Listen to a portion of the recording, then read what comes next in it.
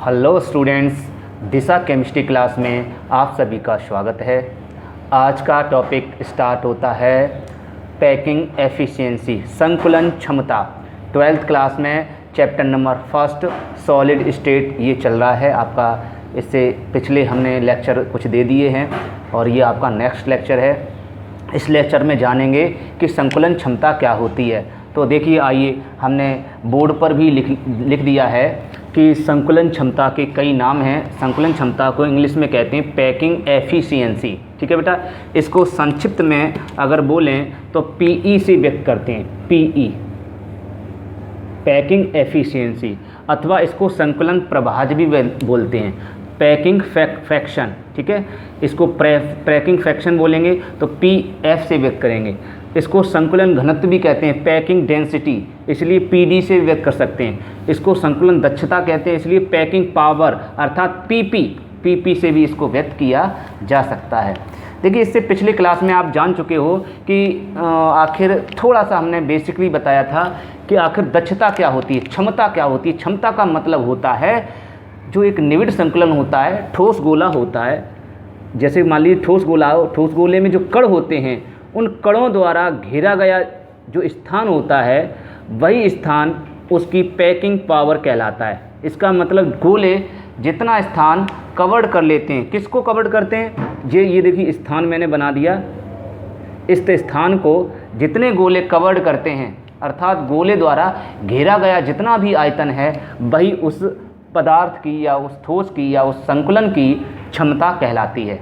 तो क्षमता से मतलब क्या हुआ, क्षमता से तात्पर्य यह है कि गोले जितना स्थान घेरेंगे, जितना आयतन घेरेंगे, क्योंकि गोले का स्थान, गोला तो आप जानते हैं गोले का आयतन होता है, क्षेत्रफल तो होता नहीं है, क्योंकि उसमें लंबाई 3 डायमेंशनल होता है। गोला जो स्फीयर होता है वो आपका 3 डायमेंशनल होता है, इसलिए लंबाई भी होती है, उसमें चौड़ाई भी होती है और ऊंचाई भी होती है। इसीलिए गोले का आयतन ज्ञात कर सकते, क्षेत्रफल ज्ञात नहीं कर सकते। तो बात समझ में आ गई। इसका मतलब गोलों ने जितना स्थान घेर लिया और जो बचा हुआ स्थान है, ये बीच बचा हुआ जो स्थान बीच का दिखाई दे रहा है, ये जो बीच वाला स्थान, इसको रिक्त स्थान या छिद्र या अंतराकाश कहते हैं। हम ये पिछली क्लास में, पिछले लेक्चर में आपको बता चुके हैं अंतराकाश क्या होता है, खाली जगह। अंतराकाश आपको 3 प्रकार के बताए थे। ठीक है, आपने देखा त्रिकोणीय अंतराकाश होता है और चतुष्फलकीय अंतराकाश होता है और आपका अष्टफलकीय अंतराकाश होता है। लेकिन अब हम जानेंगे गोले द्वारा कितना घेरा गया आयतन है। तो आपने इसकी डेफिनेशन अगर बनाना चाहें तो बहुत सिंपल है। अगर देखेंगे तो क्या हुआ, एक लाइन में अगर ऐसे बोलें, सुनना बेटा, लिखेंगे नहीं, अभी नोट नहीं करना, हम बताएंगे कौन सा नोट करना। ठीक है, नोट नहीं करना, समझना कि किसी निविड़ संकुलन में गोलों द्वारा घेरा गया आयतन, क्या बोला मैंने, किसी निविड़ संकुलन में गोलों द्वारा घेरा गया आयतन और एकक सेल के आयतन के अनुपात को उस पदार्थ की संकुलन क्षमता या संकुलन दक्षता कहते हैं। क्यों? क्योंकि किस में ये घेरा गया है, इस स्थान में घेरा गया स्थान को एकक कोशिका या एकक सेल कहते हैं। ठीक है, या यूनिट सेल बोल। इसका मतलब ये सूत्र, इसके द्वारा सूत्र स्थापित क्या हो जाएगा, इसका सूत्र आपका बन जाएगा, इसका आपका सूत्र बनेगा कि संकुलन क्षमता, ठीक है,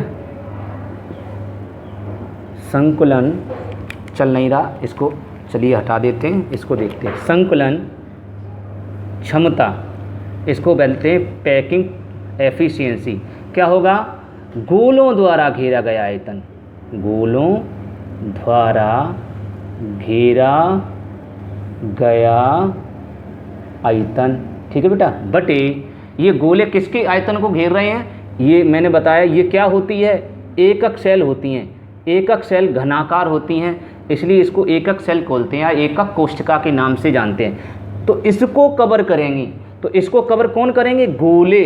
तो इसके अंदर गोले भरेंगे, तो पहले इसको लेना पड़ेगा, तो ये नीचे आएगा, ये ऐसे ले लेंगे। अब इसके ऊपर गोले भरेंगे तो इसके अंदर गोले भरेंगे, तो गोलों का आयतन। अब आगे समझ में आ गया होगा। इसका मतलब गोलों को आयतन बटे नीचे वाला एकक सेल का आयतन। ठीक है, तो एकक सेल माने स्थान, एकक सेल एक स्थान होता है। ठीक है, तो यहाँ लिखेंगे एकक सेल का आयतन, ठीक है, क्योंकि घन में भी लंबाई, चौड़ाई, ऊंचाई तीनों होती हैं, इसलिए उसका आयतन ही ज्ञात कर सकते, क्षेत्रफल ज्ञात नहीं कर सकते। तो यहाँ तक आपको समझ में आ गया। अच्छा, अगर आपको इसको प्रतिशत में निकालना हो, परसेंट में निकालना हो, तो आप चाहें तो इसमें मल्टीप्लाई 100 कर सकते हैं। तो इसका मतलब एक फॉर्मूला आपको निकल के आया कि संकुलन क्षमता क्या होती है। संकुलन क्षमता होती है गोले जितने हैं उन गोलों द्वारा घेरा गया आयतन और एकक सेल का आयतन जो हो उसके अनुपात को हम पैकिंग एफिशिएंसी कहेंगे। अर्थात एकक सेल का आयतन ऐसे समझ लीजिए, अगर कम समझ में आ रहा तो बहुत आसान है, इसको व्यवहारिक भाषा में समझ लीजिए। एकक सेल एक तरह का आपका गांव है, अर्थात एरिया है, इलाका है। उस इलाके में कितने लोग, गोले आपके लोगों की संख्या है, ठीक है, जनसंख्या है। जितनी ज़्यादा जनसंख्या होगी गांव में, उतनी ही गांव की ताकत होगी, उतनी ही गांव की क्षमता होगी, पावर होगी। क्यों? सही बात है ना। इसका मतलब गांव को कितने लोग घेर रहे हैं, कितने लोग कवर कर रहे हैं, उतने लोगों की क्षमता ही उस गांव की क्षमता कहलाएगी। और गांव किसके अंदर आता है? आपका निबिड़ संकुलन के अंदर। तो यहाँ निबिड़ संकुलन बात की गई है, ठीक है। तो परिभाषा आपके सामने है। अब लिखना स्टार्ट करेंगे। ये सूत्र तब लिखेंगे जब इससे पहले, अब नोट करना स्टार्ट करेंगे। क्या लिखेंगे सुनिए। निबिड़ संकुलन में गोलों द्वारा घेरे गए आयतन और एकक सेल के आयतन के अनुपात को, अनुपात माने रेशियो को, संकुलन क्षमता, पैकिंग एफिशिएंसी कहते हैं, ठीक है। गोलों को स्पीयर कहते हैं। तो यहाँ तक समझ में आ गया। इसको यूनिट सेल कहते हैं। डेफिनेशन एकदम क्लियर हो गया। तो ये आप अब फॉर्मूला आप लिख लीजिए। फॉर्मूला आप इसको लिख लेते हैं। थ्योरी के बाद इस फॉर्मूले को अवश्य लिखना चाहिए। लिख लीजिए फटाफट। अब पैकिंग एफिशिएंसी हम किस किस की ज्ञात कर सकते हैं? देखिए, आपके सिलेबस में एससीसी की पैकिंग एफिशिएंसी निकलवाई गई है, एफसीसी की निकलवाई गई है और आपकी बीसीसी की पैकिंग एफिशिएंसी निकलवाई गई है। तो इसका मतलब तीनों के ही बारे में अध्ययन करेंगे, स्टडी करेंगे कि इनकी संकुलन क्षमता कैसे निकालते हैं, ठीक है। इसको जान लेते हैं। तो इसको हम इरेज कर दे रहे, इसको भी इरेज कर दिया हमने। नोट कर लो फटाफट। फॉर्मूला एकदम क्लियर है आपके सामने। इसका मतलब अगर किसी एरिया में, एरिया माने यूनिट सेल में, किसी यूनिट में सेल में अगर एक गोला है तो एक गोले द्वारा घेरा गया आयतन, अगर दो गोले हैं तो दो गोले द्वारा घेरा गया आयतन, तीन गोले हैं तो तीन गोले द्वारा घेरा गया आयतन, ठीक है बेटा। चलिए, तो आपकी डेफिनेशन आपकी क्लियर हो गई। और व्यवहारिक तौर पे देखें तो आप कहेंगे निबिड़ संकुलन में, किसी निबिड़ संकुलन में गोले जितनी एरिया को कवर करते हैं, जितना स्थान घेरते हैं, वह उसकी संकुलन क्षमता कहलाती है। और अगर डेफिनेशन में देखें तो जो मैंने बोला वही है। तो पहला आपका है एससीसी। एससीसी का सभी नाम जानते हैं। एससीसी क्या बोलते हैं? सिंपल क्यूबिक यूनिट सेल बोल दो या close packing, simple cubic unit cell, ठीक है बेटा। अर्थात सिंपल को बोलते हैं सरल, सरल का एक और नाम है आर्ध, इसको आर्ध भी बोलते हैं। सरल, घन, क्यूब माने घन और यूनिट माने एकक और सेल माने सेल। इसको एकक कोष्ठका, एकक सेल, मात्रक कोष्ठका, मात्रक कोष्ठका भी कहते हैं, इकाई सेल भी बोलते हैं, इकाई सेल, घनीय, सरल घनीय इकाई सेल की ये हेडिंग है आपकी संकुलन। इसको भी नोट करें, संकुलन क्षमता। तो आपकी हेडिंग क्या हुई? एससीसी की संकुलन क्षमता ज्ञात करना। तो एससीसी की संकुलन क्षमता कैसे ज्ञात करते हैं? देखिए बहुत आसान है, आपको इसमें रटने वाली कोई भी चीज़ नहीं है कि कंसेप्ट हम आपको सिखाते हैं, हमारा काम है कंसेप्ट सिखाना, हम पढ़ा नहीं रहे। हमारा मतलब ये नहीं है कि केवल पढ़ाना नहीं है। मेरा मतलब है कि आपको जड़ तक, अंदर तक केमिस्ट्री का मतलब समझाना। मतलब कंसेप्ट क्या है, केमिस्ट्री आखिर कैसे बनती है और केमिस्ट्री के द्वारा जो फॉर्मूले हैं या कोई थ्योरी है कैसे एक्सप्लेन करते हैं, कैसे बनाते हैं, वैज्ञानिकों ने उस थ्योरी को कैसे बनाया, वो हम आपको प्रिपेयर करना सिखा रहे हैं कैसे। तो इसलिए बनाना सीखें। अब एससीसी देखिए अब SCC आप जानते हो तभी तो कर पाओगे। SCC कैसी होती है, तो SCC आपको बना दे रहे थोड़ी देर के लिए। SCC इस टाइप की होती है, इसको सरल घनीय एकक कोष्ठिका कहते हैं। ये इस रूप की होती है, ये घन हो गई, घनाकार होती है। और SCC में आपने बताए SCC के अंदर कितने गोले होते हैं, आप लोग कहेंगे बाद में कौन बताएगा SCC के अंदर कितने गोले होते हैं। आप कहोगे सर SCC के अंदर यहाँ कोने पर एक गोला होता है, कोने पर एक गोला होता है, इस कोने पर एक गोला, इस कोने पर एक गोला, इस कोने, हर एक कोने पर एक, प्रत्येक कोने पर एक गोला होता है। तो आप कहेंगे SCC में गोलों की संख्या 8 हो गई। कितनी होगी? 8। लेकिन नहीं, गलत है। क्यों? क्योंकि SCC में ये वाला जो इधर वाला गोला है वो दूसरे मकान में दूसरी कोष्ठिका को कवर्ड करता है। ये इस कोष्ठिका को कितना कवर्ड कर रहा है? इतना हिस्सा ही तो कवर्ड करता है। तो इतना हिस्सा कितना होता है? 1/8, पहले ही बता चुके हैं। ये भी हिस्सा कितना होता है? 1/8, ये भी आपको पहले ही बता चुके हैं। ये हिस्सा 1/8। इसका मतलब प्रत्येक भाग पर, प्रत्येक कोने पर उस गोले का 1/8 हिस्सा ही प्रेजेंट होता है। तो आप टोटल ऐड करेंगे 1/8, 1/8 टोटल ऐड करें तो कितने होंगे? आप ऐड करते जाएं तो लगभग 1 आएगा। लगभग क्यों? एक्यूरेट 1 आएगा। 8 बार ऐड करना पड़ेगा। 1 गुणा 1, 1 2 3 4 5 6 7 और 8 ऐड करिए, या फिर ऐसे कर लीजिए 1/8 मल्टीप्लाई 8, तब भी 1 आएगा। इसका मतलब SCC में गोलों की संख्या कितनी होती है? 1। ये पहले ही बता चुके हैं। चूँकि ये इस समय आज हमने थोड़ा सा बता दिया, क्योंकि नए बच्चे बाई चांस यहाँ से स्टार्ट करें तो यहाँ से वैसे कभी बीच से टॉपिक को स्टार्ट नहीं करना चाहिए। कायदा तो यही कहता है कि आपको शुरुआत से प्रत्येक वीडियो को, प्रत्येक जो चैप्टर है उस चैप्टर का प्रत्येक क्लास को आपको क्रमबद्ध तरीके से देखना चाहिए, तभी आपको अच्छा समझ में आता है। ठीक है, तो इसका मतलब SCC में गोलों की संख्या कितनी होती है? 1। अच्छा, अब एक बात और बताइए हमें, ये गोले मैंने आपको बताया, ये गोले आपस में पहले ही बता चुके हैं। ये गोले आपस में आपको दिखाई दे रहे हैं दूर, लेकिन ये दूर नहीं होते, ये गोले आपस में चिपके हुए होते हैं, तभी तो जाल बनेगा। आपस में गोले चिपके हुए होंगे तभी तो ठोस होंगे, क्योंकि ठोसों के बीच आकर्षण बल बहुत ज़्यादा होता है, अर्थात उनके बीच बंद होता है, मजबूत होता है। इसीलिए गोले ये छोटे नहीं होंगे, ये बड़े आकार के होंगे। ऐसे समझ में आ गया? ऐसे ही, ऐसे। ठीक है बेटा, ऐसे ऐसे। अब थोड़ा हम बना नहीं पा रहे, ऐसा समय लिए, इस टाइप से होंगे, ऐसे तो होंगे, इस तरीके से गोले होंगे। ठीक है, ये गोला नहीं चिपका होगा क्योंकि यहाँ इन दोनों में थोड़ी डिस्टेंस होगी। ऐसे, यहाँ तक समझ में आ गया? ये गोला, ये किनारे वाले आपस में गोले चिपके होंगे, किनारे वाले ये भी चिपका हुआ है। ऐसे गोले आपस में कैसे होंगे? हाँ, अट्रैक्शन फोर्स होगा, ऐसे इसमें अट्रैक्शन फोर्स, इसमें।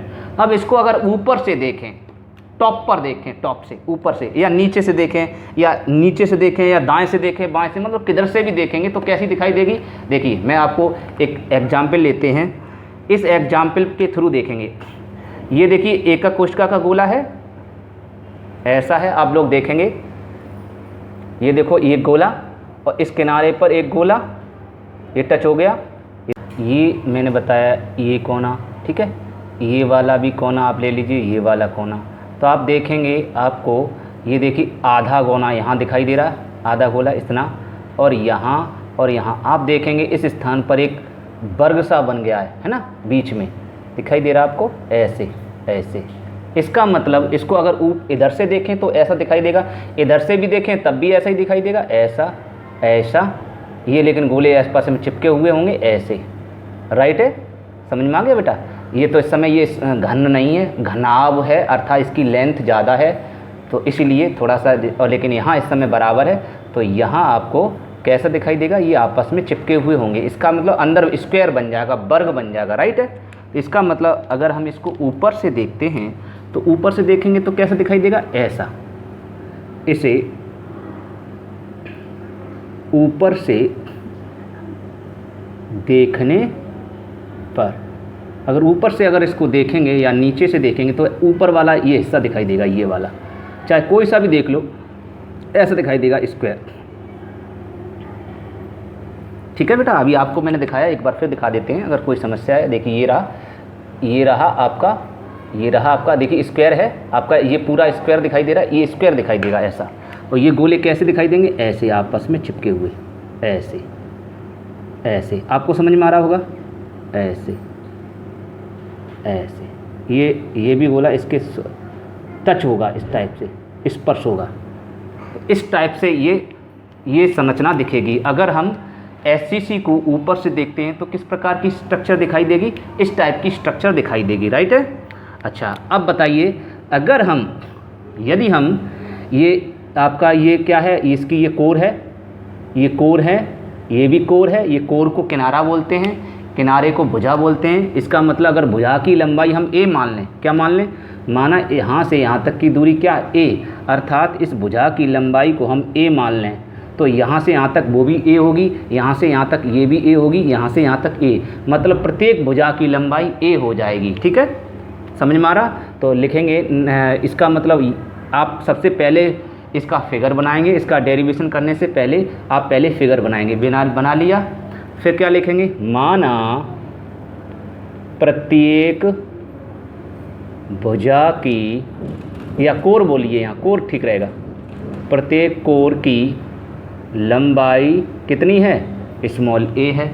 ठीक है, और प्रत्येक गोले की त्रिज्या, प्रत्येक गोले माने गोला के रूप में अणु हो सकता है, आयन हो सकता है, ठीक है, आपका परमाणु हो सकता है कि गोले परमाणु के रूप में भी लिखे जाते हैं। तो प्रत्येक गोले की त्रिज्या हम मान लें स्मॉल r, त्रिज्या इसकी स्मॉल r मान ले रहे। रेडियस, तो रेडियस आप सभी लोग जानते हैं, जो केंद्र होता है, केंद्र से परिधि तक की दूरी को रेडियस कहते हैं। तो केंद्र ये रहा, केंद्र से परिधि तक की दूरी क्या होगी, रेडियस। तो यहाँ से यहाँ तक की दूरी क्या होगी, r। तो बताइए ये भी केंद्र है, इस केंद्र से यहाँ तक की दूरी क्या कहलाएगी, r, क्योंकि सेंटर पर ये जाकर हमने गोले बनाते हैं, आप सभी जानते हैं। तो इसका मतलब चित्रानुसार अगर हम देखें, चित्रानुसार यदि हम देखें तो चित्रानुसार क्या, a बराबर कितना हो जाएगा, a यहाँ से यहाँ तक a है, वो a किसके बराबर होगा, r प्लस r, इन दोनों आरों को जोड़ देंगे तो a के बराबर हो जाएगी। ठीक है, समझ में आ गया। तो a बराबर 2r हो जाएगा। ठीक है, इसको समीकरण 1 मान लो, यहीं लिख लो, जैसे मैंने लिखा है वैसे ही, जिस टाइप से मैं लिखा रहा हूँ उसको उसी साइड से लिख, उस साइड में उसको लिखते जाइए, और ये इस साइड में लिख दीजिए। प्रत्येक गोले की त्रिज्या क्या मान ली हमने, स्मॉल a। जब प्रत्येक कोर की लंबाई स्मॉल a मान ली, प्रत्येक गोले की त्रिज्या स्मॉल r मान ली, तो चित्रानुसार क्या आया, तो चित्रानुसार अगर चाहे आप चित्रानुसार यहाँ लिख दीजिए, चाहे चित्रानुसार आप यहीं लिख दीजिए, यहीं लिख दीजिए, कोई प्रॉब्लम नहीं है। ओके, उतना ही रखा रहने दीजिए। तो a बराबर 2r, आप याद रखेंगे a बराबर क्या होता है, 2r। ठीक है, इसका मतलब है SCC में a और r में भी संबंध क्या है, भुजा अर्थात कोर और त्रिज्या के बीच संबंध SCC का क्या होता है, तो आप कहेंगे a बराबर 2r। अब देखिए सूत्र क्या होता है, आपका सूत्र होता है गोलों द्वारा घेरा गया आयतन। ठीक है, तो गोलों द्वारा घेरा गया आयतन निकाल लेते हैं। फिर आप जानते हैं नीचे लिखा है एकक सेल का आयतन फॉर्मूले में। तो एकक सेल का आयतन कैसे होता है, गोले का आयतन तो आप जानते हैं 4/3 पाई r क्यू होता है, शायद 10th में पढ़ रखा होगा। तो 4/3 पाई r क्यू होता है, तो उसको अलग से लिखाने की ज़रूरत नहीं है। और आपका गोले की जो त्रिज्या होती है, वो सॉरी एक कोर की लंबाई स्मॉल a होती है। तो कोर कैसी होती है, कोर किसकी हो रही है, ये घन की, ये घनाकार होता है। SCC हो चाहे BCC हो चाहे आपकी FCC हो, कोई भी एकक सेल हो, कोई भी यूनिट सेल हो, वो सभी घनाकार होती हैं। और घन का आयतन आप जानते हो भुजा की घात 3 अर्थात भुजा क्यू होता है। तो इसलिए इसको आप चाहो तो अभी निकाल लो, नहीं तो बाद में निकाल सकते हो। समझ में, अगर चाहते तो आप निकाल सकते हो। घन को क्या अभी इस समय घन नहीं माना, इस समय क्या माना, एकक सेल। तो आप क्या लिखेंगे, एकक सेल का आयतन, आयतन फॉर वॉल्यूम कितना होगा, एकक सेल का आयतन। एकक सेल कैसी होती है, भुजा की घात 3 अर्थात AQ। भुजा कितना है, भुजा आपकी, भुजा को लंबाई कहते हैं, कोर की लंबाई। इस तो ये यहाँ से यहाँ तक भुजा है, ये भी भुजा है, ये भी भुजा है, ये भी भुजा है, ये सब भुजाएं हैं। तो भुजा की घात 3 होती है, ये सभी लोग जानते हैं। जो नहीं जानते बायो वाले याद रख लें, इसको भाई सीखना पड़ेगा। ये तो आपका सूत्र होता है, इसमें मैंने कुछ नहीं किया, ये होता है ऑलरेडी। क्या होता है मैं बता दे रहा हूँ, अगर नहीं समझ में आ रहा तो लंबाई गुणा चौड़ाई गुणा ऊंचाई, ये फॉर्मूला होता है, मैथ में आपने सुन रखा होगा। तो लंबाई भी कितनी है a, चौड़ाई भी कितनी है a, और ऊंचाई कितनी है a, इसलिए AQ लिखते हैं। तो इतनी बड़ी कथा लिखने की ज़रूरत नहीं है, ठीक है, डायरेक्ट AQ लिखना है। ओके, तो आप लिखेंगे यहाँ AQ। ठीक है। लेकिन साधारण एकक सेल का आयतन की बात करें तो एक ही होगा, लेकिन चूंकि इसमें SCC है तो SCC सेल का आयतन क्या होगा, SCC सेल का जो आयतन है वो कितना हो जाएगा, इस A का मान रख देंगे। A का मान किससे रखेंगे, समीकरण 1 से। तो आप समीकरण 1 का प्रयोग करेंगे, समीकरण 1 का मान रखने पर, ठीक है, पुट रखेंगे। ये लिखी नहीं जाती है थ्योरी, ये भी नहीं लिखा जाता, इसका मान रख देंगे। समीकरण 1 का मान रखिए। A के स्थान पर कितना आ जाएगा, A बराबर 2R। तो A ये रहा, A के स्थान पर आप 2R रखेंगे तो A के स्थान पर क्या रख देंगे, 2R का होल क्यूब, ऐसे। तो इसका मतलब 8R क्यूब हो जाएगा। तो एकक सेल का आयतन कितना हो जाएगा, 8। इसका मतलब आप याद रखेंगे हमेशा के लिए, SCC एकक सेल का आयतन कितना होता है, 8R क्यूब होता है, हमेशा होगा SCC का 8R क्यूब। तो यहाँ तक समझ में आ गया। अब फॉर्मूला लगाएंगे। फॉर्मूला आपका क्या होता है, अब आप फॉर्मूला बताइए। अब SCC की संकुलन क्षमता मतलब पैकिंग एफिशिएंसी, संकुलन क्षमता मतलब PE अर्थात पैकिंग एफिशिएंसी कितना होगा, फॉर्मूला क्या फॉर्मूला है, SCC के एक गोले, कितने गोले बेटा, एक गोले होते हैं कि दो गोले होते हैं, SCC के एक गोले द्वारा घेरा गया आयतन, ठीक है बेटा, बटे SCC सेल का आयतन या SCC कोष्ठका का आयतन और मल्टीप्लाई 100, यहाँ 100 लिख लेना, मल्टीप्लाई 100। तो बात समझ में आ गई। अब SCC का एक गोला क्यों होता है, मैंने अभी आपको बताया। यहाँ आपका जो गोला दिखाई दे रहा है ये इतना ही तो पार्टिसिपेट कर रहा है, इतना पार्टिसिपेट नहीं कर रहा है, इतना गोला पार्टिसिपेट नहीं कर रहा, वो तो दूसरी इलाके में जा रहा। पार्टिसिपेट कितना हो रहा है, इतना, तो इतना कितना होता है 1/8। ऐसे ही इसमें ये वाला पार्टिसिपेट नहीं कर रहा, कितना हो रहा है 1/8। ऐसे ही ये नहीं पार्टिसिपेट कर रहा है, ये कितना होता है 1/8। तो ऐसे ही ये समझे, 1/8 1/8 8 बार जोड़ोगे तो आंसर आता है 1। इसका मतलब SCC में एक गोला होता है, तो 1 इंटू SCC एक गोले द्वारा तो 1 लगाएंगे, इंटू गोले का आयतन का सूत्र बताइए, 4/3 πr cube. Okay, 4/3 πr cube formula होता है। जो नहीं जानता तो आप अलग से लिख लें, चूँकि हम जानते हैं गोले का आयतन, मैथ में पढ़ा है, गोले का आयतन 4/, लिख लेना 4/3 πr क्यूब होता है। SCC का आयतन, अब SCC का आयतन कितना होगा, SCC एकक सेल का आयतन कितना होगा 8R क्यूब। कैसे आया, एकक सेल का आयतन होता है AQ, तो AQ के मान रख के आया, ठीक है बेटा। तो हम चाहें तो AQ रख दें, पहले AQ रख दें, ऐसे कर दीजिए। उसके बाद A का मान आप यहाँ समीकरण 1 से A का मान रख दीजिए, तब 8 आ जाए, या डायरेक्ट कर दीजिए 8R क्यूब, ऐसे कर दीजिए, कोई दिक्कत नहीं। तो यहाँ तक समझ में आ गया होगा, मैं तो समझता हूँ सभी छात्रों को समझ में आ गया। अगर नहीं समझ में आया तो मैं ऐसा कर रहा हूँ, AQ लिख दे रहा हूँ, लिख दिया, एक लाइन और बढ़ा देना, इस A का मान आप रख देना, A का मान समीकरण 1 से, तो यहाँ मान रखेंगे तो 8R क्यूब ये वाला आ जाएगा, और इंटू 100। अब इसको हल कर लीजिए, चलिए कैलकुलेट करें। अब इसका ये समझ में तो आ गया होगा आराम से, कोई दिक्कत, चलिए तो इसको कैलकुलेशन करते हैं। तो कैलकुलेशन करेंगे तो कैसा होगा, तब तक कैलकुलेशन करिए, जब तक हम इसको इरेज करते हैं तब तक इसकी कैलकुलेशन आप कर लेंगे फटाफट।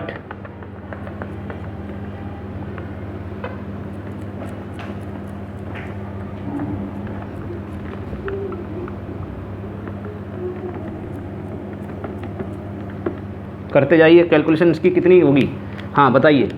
पैकिंग एफिशिएंसी किसकी, SCC की। तो SCC की पैकिंग एफिशिएंसी कितनी होगी, 4/3, पाई का मान आप सभी जानते हैं 3.14 होता है, R क्यू जैसे का तैसा, बटे A की जगह आपने कर रखा, A की जगह 2R लिखा, तो 2R की जगह क्या हो, 2R का मान क्या हो गया 8R क्यू इंटू 100। अब इसको कैलकुलेट करते हैं, ये देखिए ये कट गया, और ये 4 दूनी 8, 2 कट गया, 3 दूनी 6 हो गया, तो और ऊपर दशम इसका मल्टीप्लाई किया 14 इंटू 100 है, इसका मल्टीप्लाई किया बटे 3 दूनी 6। अब इसको 100 का मल्टीप्लाई इसमें करेंगे तो कितना 14.0 इधर आ जाएगा, बटे 6, इसका भाग देंगे, इसमें डिवाइड करेंगे तो 52.36। इसको हम लगभग 52.4% कह सकते हैं। तो आपको पिछली क्लास में भी आपको बताया था, हमने बताया था आगे आपको पैकिंग एफिशिएंसी की कैलकुलेशन सिखाएंगे, कैसे कैलकुलेशन करते हैं। तो आपको समझ में आ गई कैसे कैलकुलेशन होती है। एकदम क्लियर हो गया। अगर ये कैलकुलेशन किसी छात्र को नहीं आती तो हमें कमेंट करके बताएंगे, तो हम इस कैलकुलेशन को भी आपको सिखा देंगे। तो ये आपकी हो गई, कॉपी कर लो फटाफट, नोट कर लो। अब बात करते हैं एफसीसी की पैकिंग एफिशिएंसी कैसे निकलती है। चलिए अब एफसीसी, अब आप जल्दी निकाल पाएंगे। तो पैकिंग एफिशिएंसी एफसीसी की कैसे निकलती है, इसको हम जान लेते हैं।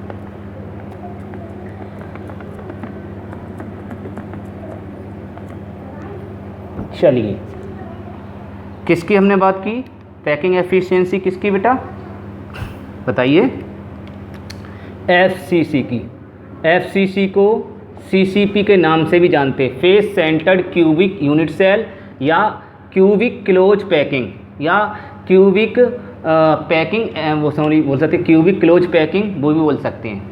ये क्यूबिक क्लोज पैकिंग भी बोलता है, मतलब घनीय निबिड़ संकुलन। क्या बोलते हैं, घनीय निबिड़ संकुलन, या फलक केंद्रित घनीय निबिड़ संकुलन, या फलक केंद्रित एकक कोशिका, 3 नाम हैं इसके, ठीक है, एफसीसी। तो हिंदी मीडियम वाले छात्र ध्यान रखें, फलक केंद्रित एकक सेल लिखा है ये, और इसका मतलब है घनीय निबिड़ संकुलन। तो इसकी पैकिंग एफिशिएंसी कैसे निकलती है, इसको भी सीखेंगे। तो इसको बनाना आना चाहिए, एफसीसी कैसी होती है तभी तो कर पाओगे। चलो मैं एफसीसी बना दे रहा हूँ, ठीक है।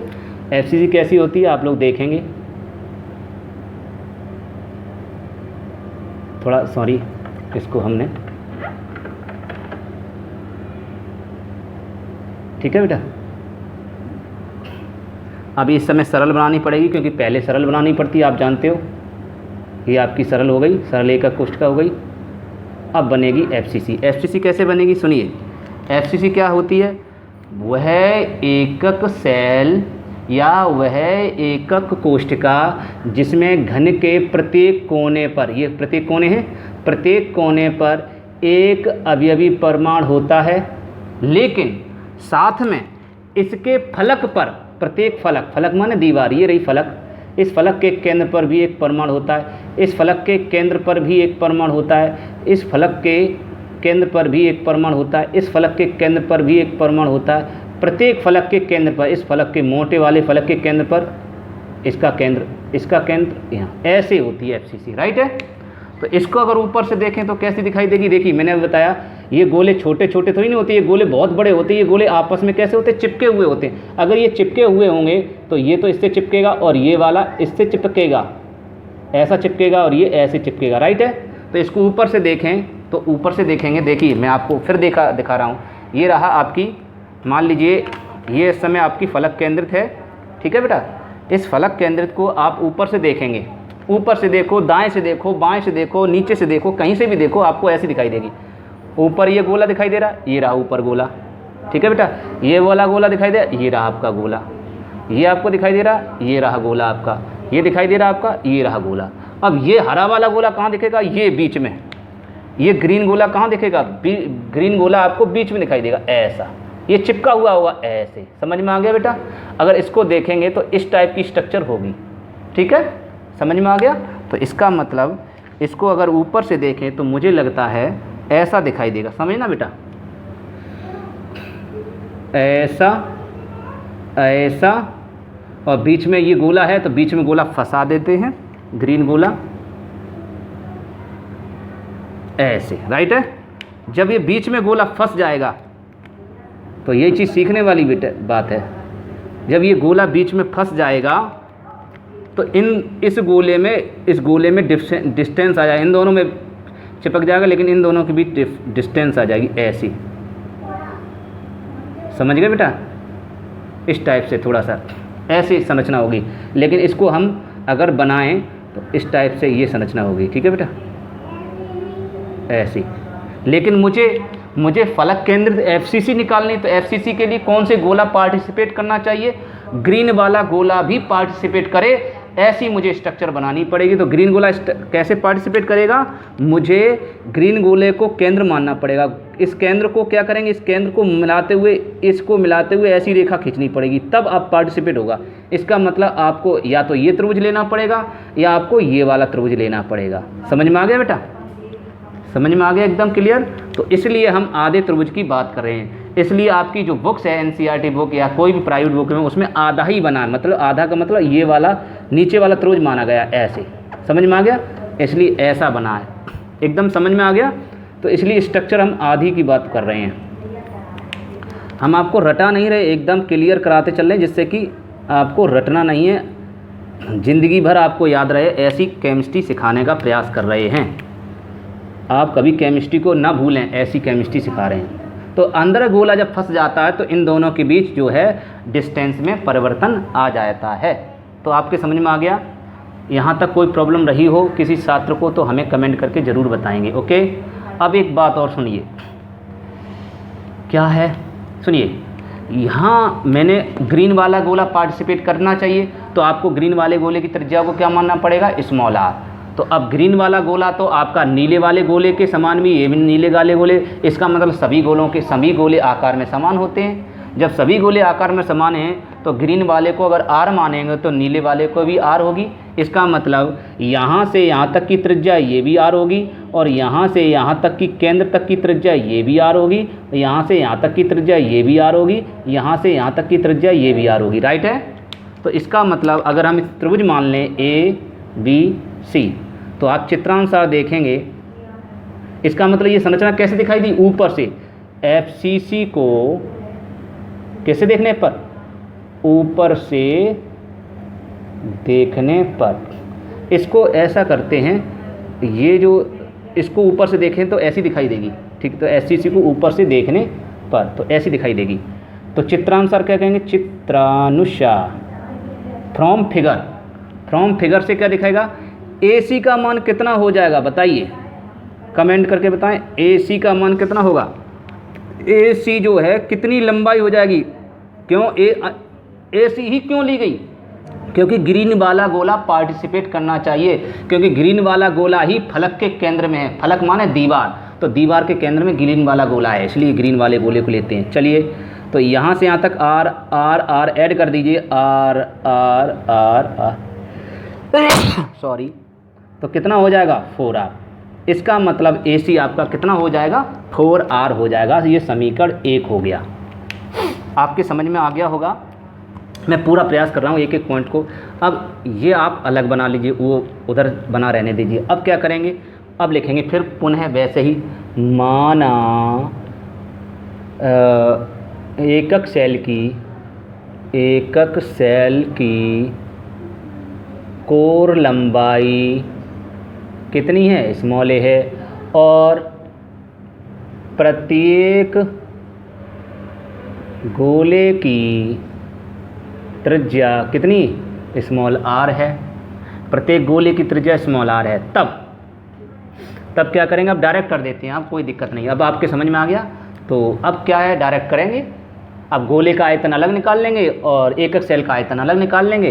तो अलग निकालने से अच्छा है कि यहाँ ही निकाल लो, डायरेक्ट कर दो। FCC की पैकिंग एफिशिएंसी बराबर, ये डायरेक्ट मैं करा रहा हूँ, FCC की पैकिंग एफिशिएंसी बराबर क्या होगा सूत्र, FCC के वहाँ SCC था तो यहाँ SCC आया, FCC है तो FCC आएगा। अगर हम BCC के निकालें तो यहाँ भी बॉडी सेंटर, तो यहाँ भी बॉडी सेंटर आएगा, BCC आएगा। तो FCC के, अब बताइए FCC गोले कितने होते हैं, आप पढ़ चुके हो पिछले लेक्चर में, हम 3-4 लेक्चर में FCC कितने बार बताया, FCC गोले होते हैं 4, F माने 4, F फॉर 4, FCC के 4 गोले होते हैं, 4 गोले। क्यों, क्योंकि मैंने बताया यहाँ जो गोला दिखाई देता है वो पूरा गोला नहीं दिखाई देता, आधा दिखाई देता है, 1/2 हिस्सा दिखाई देता है। यहाँ कितना दिखाई देता है, 1/2। ये आपको दिख रहा है पूरा, लेकिन आप पिछला लेक्चर आप देख लेना, तभी आपको दिखाई देगा ये पूरा नहीं होता, आधा होता है। तो आधा आधा होता हर जगह, तो आप जोड़ के देखिए, ऐड करिए। और यहाँ आपको दिखाई दे रहा पूरा नहीं हो, यहाँ 1/8, यहाँ भी आपका 1/8, यहाँ भी आपका 1/8, यहाँ भी आपका 1/8, ऐड करिए। 1/8 कब करेंगे तो आपका 1 आएगा, आधा आधा 1, आधा आधा 1, आधा आधा 1, तो 3 तो ये हो गया, तो फलक के केंद्र में 3 और 1 4, तो 4 हो गए। तो FCC के 4 गोलों द्वारा घेरा गया आयतन बटे FCC कोष्ठका या FCC सेल का आयतन, सेल कोष्ठका ही होती है का आयतन इंटू 100। अब मान रख दीजिए, मान पुट करिए, 4 गोले हैं तो 4 आएगा, उसमें 1 गोला था तो इसलिए 1 आया, इंटू गोले का आयतन। गोले का आयतन आप जान चुके हो 4/3 pi r cube upon FCC cell का आयतन। तो FCC सेल हो चाहे BC सेल हो, सेल हमेशा घनाकार होती है, घन का आयतन क्या होता है AQ, तो AQ होता। अब इसका यूज करेंगे, किसका, इसका। अब आपको कि सर एक चीज़ और हमने आपको नहीं बताई, ये एक चीज़ और ध्यान रखना, AC का मान आ गया 4R, ठीक है। अब इसमें एक सूत्र और लगाएंगे, पाइथागोरस प्रमेय, क्योंकि A का मान निकालना, तो यहाँ लिखाएंगे, नई लाइन से लिखेंगे पाइथागोरस प्रमेय से, किसमें, समकोण त्रिभुज। तो आप लिखेंगे समकोण त्रिभुज ABC, समकोण त्रिभुज ABC में, ये पहले लिखेंगे, ठीक है बेटा, समकोण त्रिभुज ABC में पाइथागोरस प्रमेय से। तो पाइथागोरस, अब बेटा जगह नहीं है, चलो मैं इसके नीचे ही लिखना आपको, समकोण त्रिभुज पाइथागोरस प्रमेय से समकोण त्रिभुज ABC में। इसलिए अगर बहुत से स्टूडेंट ऐसा करते हैं, बहुत से स्टूडेंट क्या करते हैं, इस चित्र को पहले बना लेते हैं, फिर इस चित्र को बनाते हैं, फिर इस चित्र को लिखते हैं, उसके बाद ये पाइथागोरस प्रमेय लगा लेते हैं, उसके बाद लिखते हैं माना गोले की त्रिज्या। आप उसके बाद लिख सकते हो, पहले ये फिर उसके बाद ये, कोई दिक्कत नहीं। तो पाइथागोरस प्रमेय क्या होता है, समकोण त्रिभुज, यहाँ लिख दे रहे, समकोण त्रिभुज कर्ण का वर्ग, सुने होगा, कर्ण का वर्ग बराबर क्या होता है, लंब का वर्ग, है ना, फिर आधार का वर्ग, सुना होगा सभी स्टूडेंट ने। तो कर्ण कितना है, कर्ण आपका है AC स्क्वायर, फिर BC स्क्वायर, लंब यही तो है, फिर AB स्क्वायर आधार। तो AC कितना हो गया, AC स्क्वायर कितना हो गया, AC का मान 4R, तो यहाँ AC के स्थान पर 4R रखेंगे, तो 4R स्क्वायर AC के स्थान पर। ये देखिए समीकरण 1 का प्रयोग करेंगे, तो यहाँ लिखेंगे समीकरण 1 का प्रयोग करने पर BC का मान बताइए, BC का मान कहाँ है, BC देखिए ये डार्क भुजा है, डार्क भुजा को हमने क्या माना, A माना, आप जानते हैं, यहाँ से यहाँ तक की दूरी A मानी, यहाँ से यहाँ तक की दूरी A मानी, जितनी भी ये सब भुजा A है, ये भी भुजा A है, ये भी भुजा A है, A सब भुजाएं A हैं, तो इसलिए A है। तो यहाँ A स्क्वायर हो गया, यहाँ भी A स्क्वायर हो गया, हल करेंगे तो 4R का होल स्क्वायर बराबर A और A काउंट ऐड करेंगे 2A स्क्वायर, तो 4R वहीं छोड़ देंगे। अब आप जानते हो तो इस 2 को अंडर रूट में आ जाता है, तो अंडर रूट में आ जाएगा 2A स्क्वायर, क्यों, क्योंकि आप जानते हो, मान लीजिए थोड़ी देर के लिए x स्क्वायर लिखा, x स्क्वायर बराबर 4, तो x बराबर क्या आ जाएगा, ये 2 हैं तो वो अंडर रूट में चले जाएंगे, √4, ऐसे ही तो आएगा, तो इसीलिए ये आएगा, तो 4R। तो यहाँ आ जाएगा 4R बराबर A बाहर कर दो, A बाहर आ जाएगा और √2 जैसे का तैसा, तो आपका एक नया फॉर्मूला बन जाएगा, ये समीकरण 2 हो जाएगा, इस समीकरण 2 मान लेना। तो 4R बराबर A√2। इसीलिए आप जब अपनी कॉपी पर नोट करें तो पहले इसको, फिर चित्रानुसार इसको, फिर पाइथागोरस प्रमेय, फिर इसको समीकरण 2, उसके बाद इसको लिखना, कोई दिक्कत नहीं, या फिर साइड से लिखते रहना, जैसे मैंने लिख रहा हूँ, साइड से भी लिख सकते हो।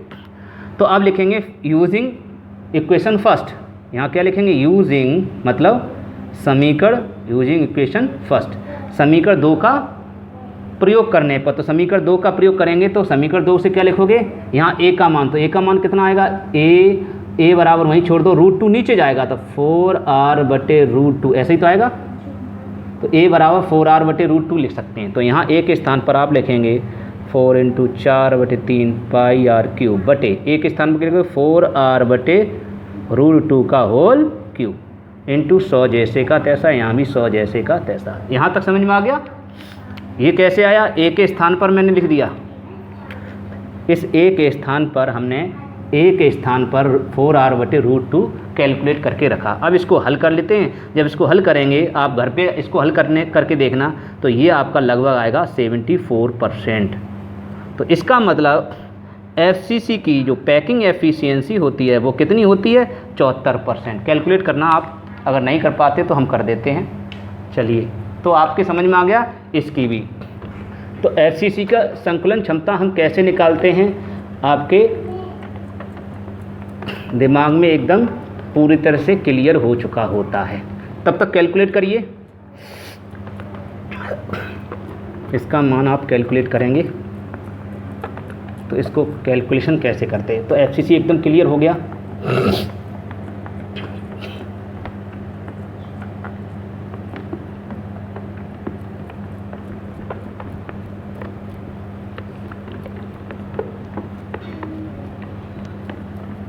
किसी को ऐसा लग रहा हो सर हम फास्ट करा रहे हैं, तो आप हमें कमेंट करके बताएं सर हम स्लो कराएं, तो हम स्लो करा देंगे, ऐसी कोई बात नहीं है। ठीक है, आपके ऊपर है, आप कैसा पढ़ना चाहते हो, स्लो कहते हो तो स्लो कर देंगे।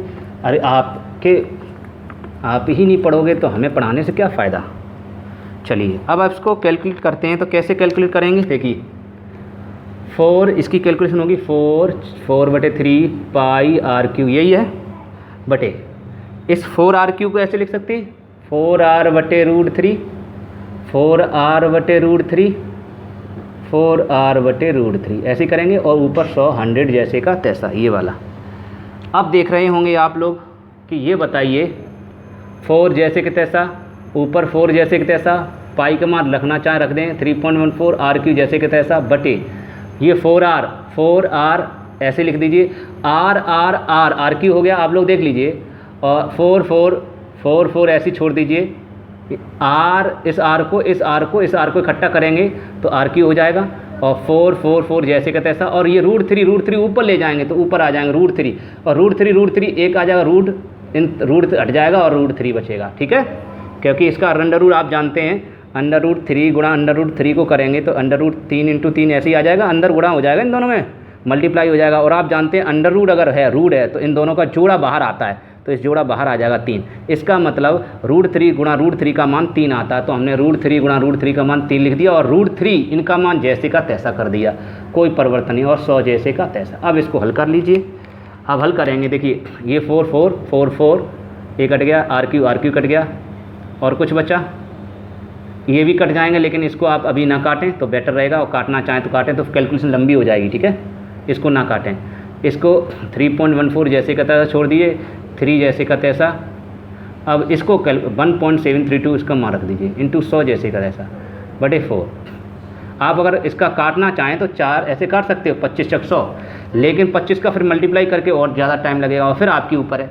अब इसको कैलकुलेशन तो कर लोगे, या फिर इसका कैलकुलेशन करके तब आपका 74% आ जाएगा। तो इसने आपने देखी जो एससीसी होता है, एफसीसी होती है, उसकी संकुलन क्षमता कितनी होती है, 74% होती है। एकदम क्लियर हो रहा है। चलिए अब लास्ट बचा है आपका, इसको भी देख लेते हैं, आज का टॉपिक फिर फिनिश कर देते हैं।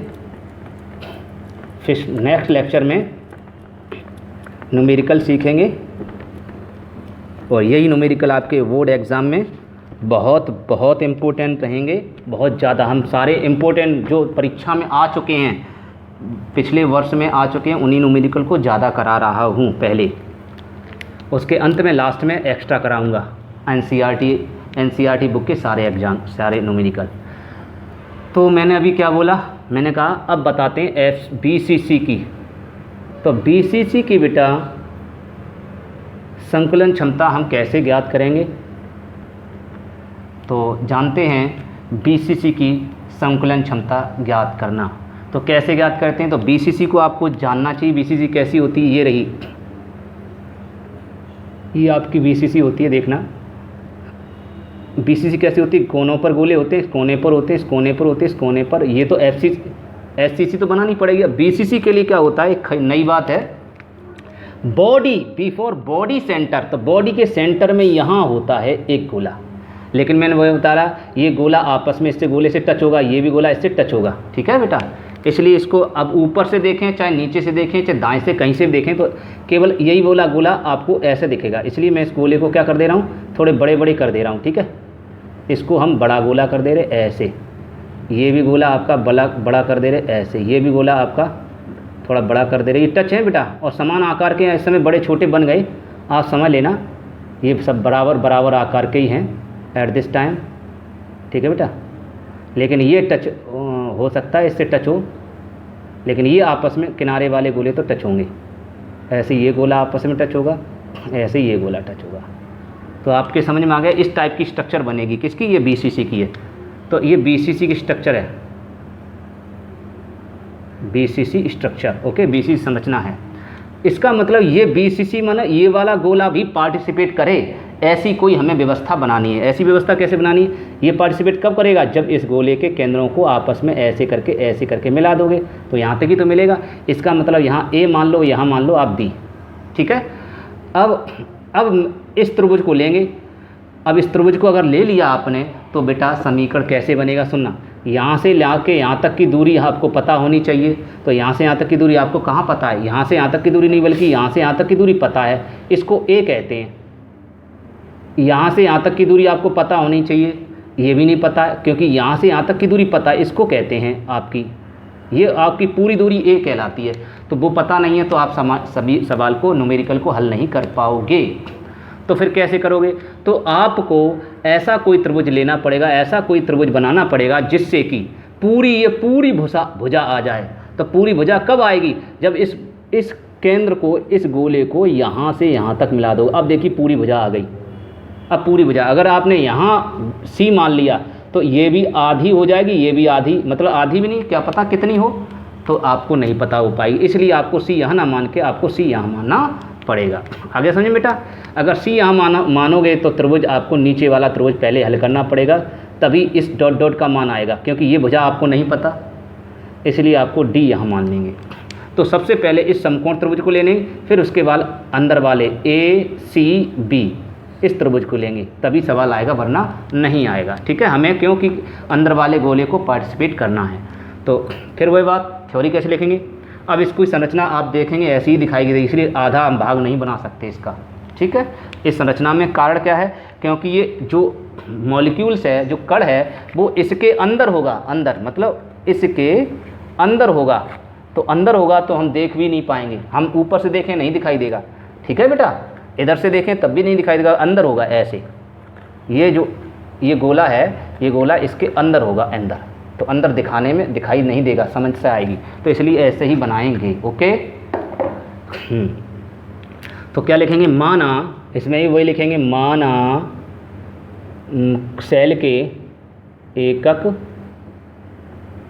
सेल के प्रत्येक गोले की प्रत्येक गोले की, चलो प्रत्येक गोले की त्रिज्या मान लो, प्रत्येक गोले की त्रिज्या बराबर स्मॉल r, तथा एकक सेल की कोर लंबाई, वही पहले लिखा था वही लिखेंगे, कोर लंबाई बराबर स्मॉल a। इसलिए मैंने जल्दी जल्दी लिख दिया, वही थ्योरी वही रहेगी। अब क्या लिखेंगे? ये दोनों मानेंगे, ये तो मानेंगे, आप तीनों में यही चीज़ मानेंगे। अब आपको क्या करना है? अब लिखेंगे BCC की पैकिंग एफिशिएंसी, मतलब पैकिंग पावर, या कह सकते हैं संकुलन क्षमता। क्या होगी? BCC, यहाँ BCC तो यहाँ BCC के गोले, तो बताइए BCC में कितने गोले होते हैं? बताइए, BCC में गोले होते हैं 2। क्यों होते हैं? मैंने भी बताया, ये जो गोला किनारे वाला वो 1/8 होता है, ये किनारे वाला गोला 1/8, ये किनारे वाला गोला 1/8, ये भी किनारे वाला गोला 1/8, किनारे वाला 1/8, 1/8, 1/8। लेकिन जो अंदर वाला गोला है वो पूरा मकान में रहता है। मैंने आपको पहले ही बता दिया। देखिए, मैंने बताया आपको, कई बार कह चुका हूँ, ये लेक्चर तभी अच्छा समझ में आएगा जब इससे पिछले लेक्चर आप देख पाओगे, क्योंकि इनके बारे में हम आपको डिटेल बता चुके हैं। तो ये पूरा गोला रहेगा, ये पूरा गोला एक रहेगा, इसका आधा पूरा भाग नहीं दिखाई दे। इसका मतलब जब आप मकान में, अपने मकान में अंदर वाले गोले को देखेंगे, तो वो अंदर वाले ईंट को देखेंगे, वो ईंट पूरी दिखाई देगी, क्योंकि पूरी होगी। किनारे पर देखोगे तो किनारे पर आधी ईंट, कुछ ईंट का हिस्सा दूसरे मकान में, दूसरे रूम में चला जाएगा, ऊपर बनाओगे। ठीक है, अगर 2 मंजिल या 3 मंजिल बनाते हो, तो इसका मतलब इसमें गोले कितने हो गए? 1/8, 1/8, 1/8, 1/8, 1 टोटल मिलकर 1 और प्लस 1 2।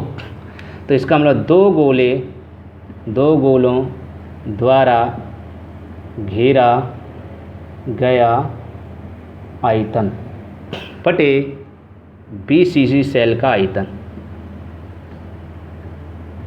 आयतन गुणा 100। तो क्या होगा बताइए? BCC के 2 गोले, तो इसमें 2 गोले हैं तो 2 लगाएंगे, इनटू गोले का आयतन का सूत्र क्या होता है? अभी बताया, 4/3πr³ बटे BCC सेल कितना? BCC भी होती आपकी घनाकार होती है, और घन का सूत्र क्या होता है? AQ।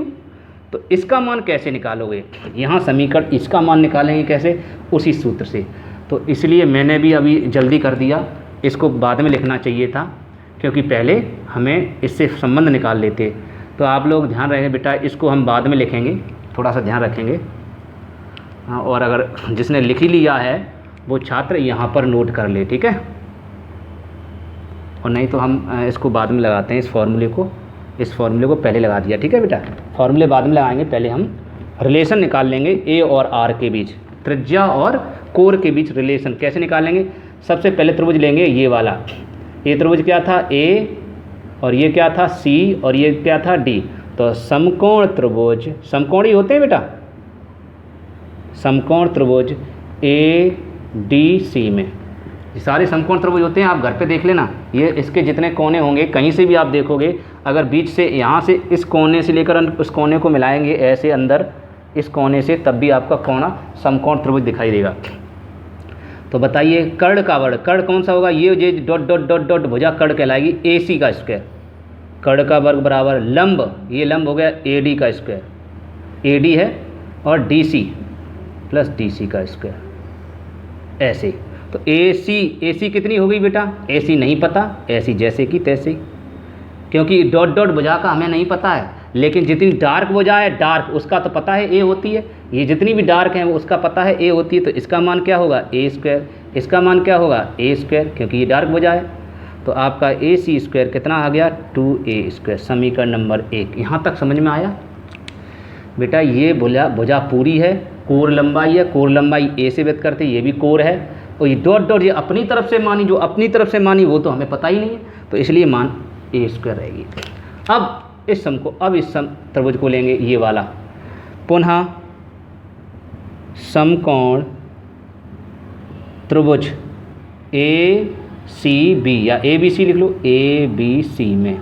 अब समकोण त्रिभुज ए बी सी का प्रयोग करेंगे, तो यहाँ लिख देते हैं समकोण त्रिभुज ए बी सी में क्या होगा कर्ण। अब कर्ण कौन सी होगी, ये रही कर्ण भुजा, यहाँ से यहाँ तक की ये भुजा ज़्यादा लंबी है तो इसको कर्ण कहते हैं, लंबी भुजा को कर्ण कहते हैं, आप जानते हो।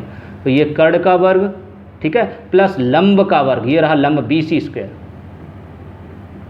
लंब बी सी स्क्वायर प्लस ए सी स्क्वायर आधार, ए सी स्क्वायर आपका आधार कहला जाएगा, ठीक है। तो ये सबसे बड़ी भुजा होगी क्योंकि बीच में वाली भुजा होती है। तो ए सी स्क्वायर, अब ए सी स्क्वायर, ठीक है, हाँ ए सी स्क्वायर है क्या, ए बी, ये तो ए बी है, सॉरी ए बी स्क्वायर। तो ए बी स्क्वायर, फिर बेटा बी सी स्क्वायर, फिर ए सी स्क्वायर, क्लियर बेटा, ऐसे। तो इसका मतलब ए बी कितना है, ए बी चित्र से निकाल लीजिए, ए बी कितना होगा, ए बी चित्र से निकालो, चित्रानुसार निकालेंगे तो ये रहा ए बी। इसको ये अपने मन में ही याद रखेंगे, इसको लिखने की ज़रूरत नहीं है, अगर चाहो तो लिख सकते हो। तो ए बी कितनी होगी, देखिए ए बी हो गई आपकी, ए बी हो जाएगी यहाँ से यहाँ तक की त्रिज्या आर, यहाँ से त्रिज्या आर, यहाँ से यहाँ तक आर, यहाँ से यहाँ तक आर, तो आपकी R R R R, A B आपकी 4r होगी, ठीक है। इसलिए इसको आप चाहो तो इसको समीकरण आप पहला मान लो, इसको पहला मानो तो इसको पहला आप माने, इसको आप दूसरा माने, फिर इसको आप तीसरा, ये समीकरण तीसरा एक तरह का। इसमें मान रखिए ए बी का मान कितना है 4r, तो यहाँ 4r का होल स्क्वायर। बी सी का मान देखिए, बी सी डार्क है, इसमें डॉट डॉट तो नहीं है, पूरी भुजा एकदम एक्यूरेट, तो ए स्क्वायर प्लस ए सी आपकी डॉट डॉट है, तो डॉट डॉट ये हमने निकालनी पड़ी, ये रही आपकी ए सी, तो 2a स्क्वायर, तो 2a स्क्वायर 4r का होल स्क्वायर बराबर, इसको हल करेंगे 2a और 3a स्क्वायर, ठीक है। तो इसी प्रकार 4r बराबर अंडर रूट में उधर ले जाओ तो अंडर रूट 3a स्क्वायर हो जाएगा। ऐसे ही 4r बराबर a बाहर निकाल लो तो a बाहर हो जाएगा, √3 आ जाएगा। तो क्या इसका मतलब ये संबंध आ चुका है, इसको आप समीकरण नंबर 3 बोल सकते हो। तो इसको हम a बराबर निकालें तो a वहीं छोड़ दें, √3 नीचे आ जाएगा, 4r बटे √3। तो इसका मतलब आप चाहो तो इसको 3 मान लो, नीचे वाले को 3 मान सकते हो, चाहो ये वाला मान लो, चलो। तो a बराबर 4r बटे √3 होगा। तो ये चीज़ जो मैंने आपको बताई ये पहले निकालनी पड़ेगी। तो सबसे पहले क्या करना पड़ेंगे, ये मानी वाली चीज़ है, आप लिखेंगे माना प्रत्येक सेल में गोले की त्रिज्या स्मॉल r और एक एक सेल के कोर की लंबाई स्मॉल a, यहाँ लिख लेंगे। यहाँ लिखने के बाद फिर उसके बाद आप क्या लिखेंगे, ये तो आप पहले ही लिख लेंगे, चित्र में ही अलग लिख लेंगे, ये समीकरण 1 यहाँ इधर नहीं लिखेंगे, अगर लिखना चाहो तो लिख लो, ऐसी कोई आपत्ति नहीं है। तो इसको वहाँ लिख लेंगे समीकरण 1। उसके बाद यहाँ से यहाँ तक की दूरी होगी 4r। उसके बाद आप क्या करेंगे, सबसे पहले नीचे वाला त्रिभुज लेंगे, अंदर वाला बीच वाला त्रिभुज बाद में, तो पहले ये लिखेंगे, ये लिखने के बाद दूसरे नंबर पे ये लिखेंगे समकोण त्रिभुज ए डी सी में ये AC² बराबर AD², ये करने के बाद ऐसा आ जाएगा। फिर समीकरण 1 हो जाएगा। उस समीकरण फिर समीकरण अंदर वाला लेंगे, ऊपर वाला, फिर ऊपर वाला लेंगे, तब समीकरण ऊपर वाला हल करेंगे तो आपका आएगा समीकरण 3। तो ये है आपकी कंडीशन, ठीक है। अब सूत्र लगाएंगे, अब आप फॉर्मूला लगाएंगे और आपकी फार्मूला लगा के कैलकुलेशन कर लेंगे, ठीक है बेटा। फिर भी अगर किसी को समझ में नहीं आया हो तो हमें कमेंट करके बताएंगे, तो हम इसको दोबारा से समझा देंगे। वैसे दोबारा समझाने की ज़रूरत नहीं पड़ेगी, आप समझ इसको, वीडियो को बार बार इसको देख लेना, तो आपको कोई दिक्कत नहीं आएगी, कोई तकलीफ़ नहीं होगी। किसको कैसे कहाँ से लिखना है। अब इसके बाद लगाएंगे, क्या लगाएंगे, BCC की पैकिंग एफिशिएंसी बराबर BCC के 2 गोलों